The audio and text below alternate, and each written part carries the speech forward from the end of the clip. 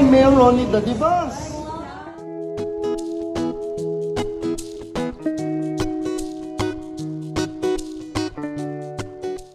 Hello and welcome to Celebrity Home. Corina Sanchez, ipinasyal ang kambal na anak nila ni former Senator Mar na sina Pepe at Pilar, sa Roxas City kung saan galing ang kanilang Roxas family. The first time of the twins in Capiz made perfect by their tour guide, Kuya Paulo Roxas. Pau's arrival was a thrill. With a walk-in bye-bye, a visit to the Roxas City Hall.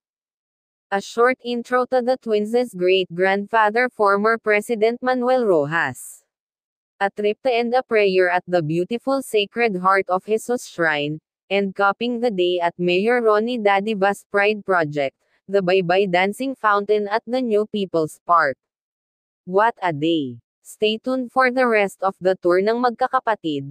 Ito ang caption ni Miss Corina sa mga larawan at videos ng kanyang mga anak at ng kuya nila na si Paulo. Yay!